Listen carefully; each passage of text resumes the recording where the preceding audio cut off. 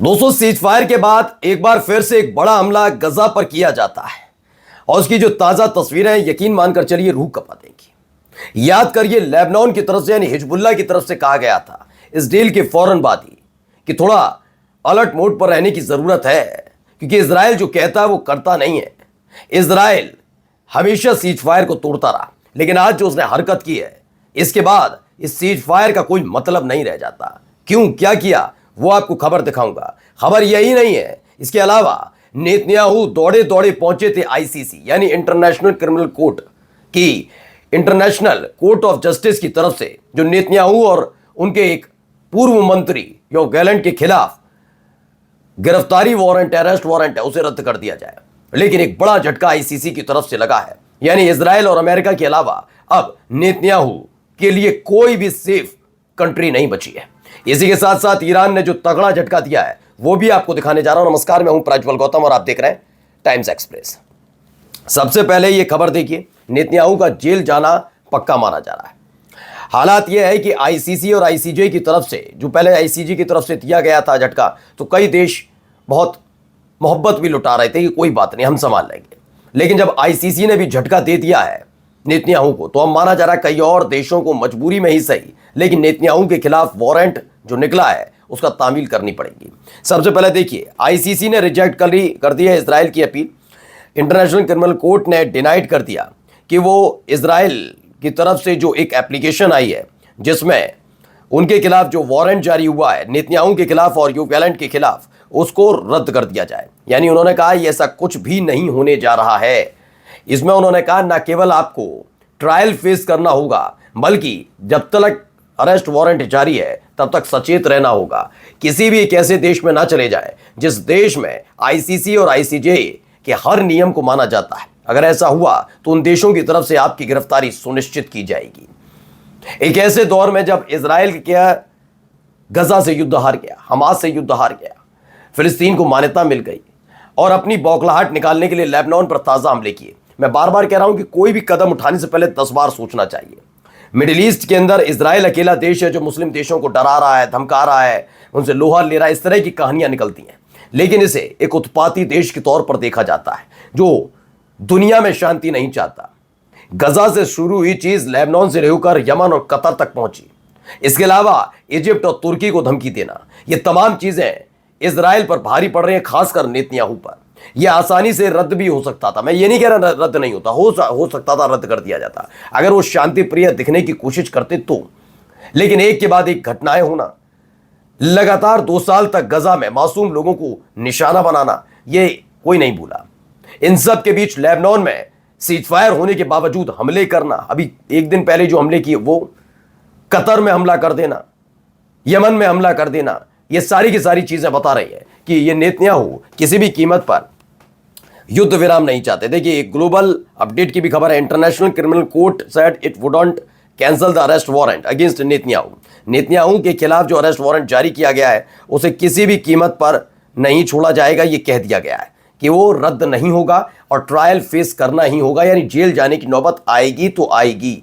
दरअसल ये क्यों कहे, इजराइल क्यों गया, क्यों नेतन्याहू पहुंचे थे आईसीसी, वो भी मैं आपको बता दूं। दरअसल जब से सीज फायर हुआ है उसके फौरन बाद से ही आपने देखा होगा जो इजराइल की अदालतें हैं वो साल 2020 के उस मामले जिसमें कई गंभीर भ्रष्टाचार के आरोप नेतन्याहू के खिलाफ लगे हैं उसको लेकर सचेत है। ऐसे में खबर यह भी है कि अगर इजराइल में खुद को महफूज महसूस नहीं करेंगे और जेल जाने की नौबत आएगी तो कैसे भी करके वो किसी और दूसरे देश में शरण लेने की कोशिश करेंगे। लेकिन यह तब तक संभव नहीं हो पाएगा जब तक खुद नेतन्याहू आईसीसी के वारंट से मुक्ति नहीं पा लेते। यानी दूसरे देश में बसना भी उनके लिए जेल जाने के बराबर होगा, जेल जाना वहां भी पड़ेगा। तो इसी चीज से बचने के लिए सारी चीजें कवायदें की जा रही हैं।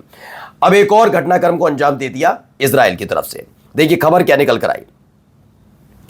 ये पूरी एक खबर है जिसमें गजा नोटिफिकेशन की है, लेकिन ब्रूनो मार्केस ने डाला, Israel killed a bus full of children in Gaza today. Gaza में एक बड़ा हमला किया गया, एक बस पर हमला किया गया। दावा है कि आईडीएफ की तरफ से किया गया हमला है। आईडीएफ ने एक बड़ा हमला एक बस पर किया जिसमें कई मासूम बच्चों समेत पूरा परिवार मर गया।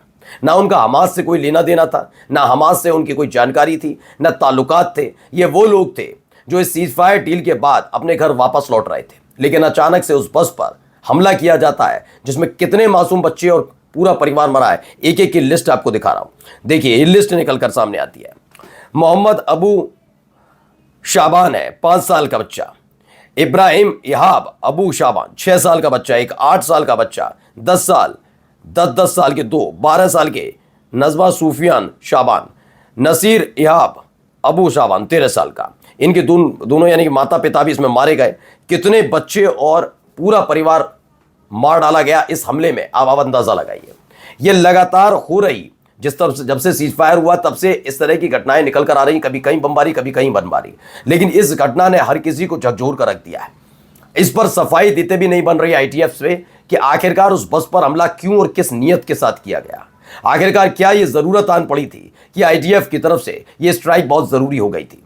इसने दहशत पैदा कर दी है कि क्या आने वाले वक्त में एक बार फिर से युद्ध शुरू होगा, क्योंकि हमने 2 दिन पहले ही आपको खबर दिखाई कि नेतन्याहू के खिलाफ उनके ही देश में फिर से ट्रायल शुरू हो चुका है। वो बात अलग है, ट्रायल शुरू होने पर जब कोर्ट में पेश हुए तो अपनी तबीयत खराब बता रहे थे, और उसके बाद से ही सबसे पहला अटैक हुआ लेबनान पर, और उसके बाद अब गजा में हुआ। ये जानते हैं कैसे ना कैसे करके ये सीज फायर टूटना चाहिए। सीज फायर टूटेगा तभी हमले का मौका मिलेगा, और हमले का मौका मिला तो युद्ध शुरू होगा, और युद्ध शुरू हुआ तो कह दिया जाएगा कि अभी फुर्सत नहीं है नेतन्याहू के पास, अभी वो उलझे हुए हैं हमास के साथ, गजा के साथ, इसीलिए सारी एक्टिविटीज की जा रही हैं। आइए अगली खबर जरा ये देखिए, ये क्या कह रहे हैं, यहां सुनिए।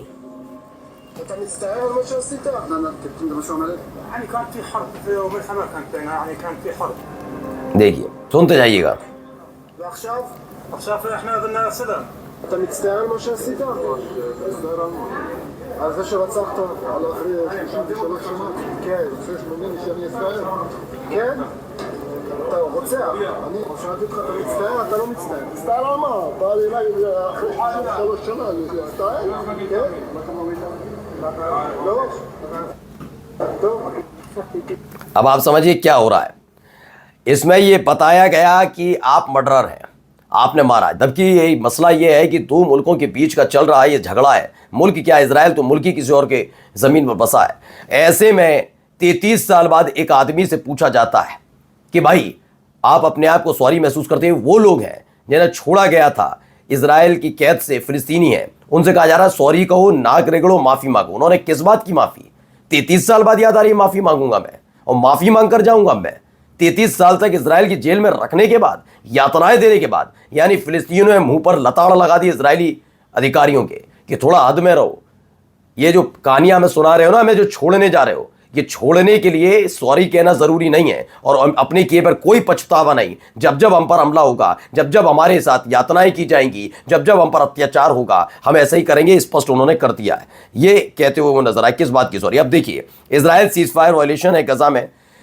10 अक्टूबर को जब से सीज फायर हुआ 17 लोग मारे गए, 35 लोग मारे गए 11 तारीख को, 12 तारीख को 7 लोग, 13 तारीख को 3 लोग, 14 तारीख को 6 लोग, 15 तारीख को 8 लोग और 16 तारीख को 4 लोग, यानी 80 फिलिस्तीनी अब तक 7 दिनों में मारे गए हैं। और इसमें अभी बस वाला हमला तो मैंने जोड़ा भी नहीं है। सोचिए ये हालात बनाए। अब ईरान, रूस और चीन एक साथ आए हैं, वो यूएन में एक लेटर देने जा रहे हैं। इस लेटर के मुताबिक ईरान न्यूक्लियर डील जो हुई थी उसे, उस समझौते से पीछे हटने जा रहा है ईरान। उसने कहा जब न्यूक्लियर फैसिलिटी पर हमले से लेकर तमाम चीजें होती हैं तो आखिरकार इस न्यूक्लियर फैसिलिटी, न्यूक्लियर जो डील है, इसका क्या ही मतलब रह जाएगा। नमस्कार।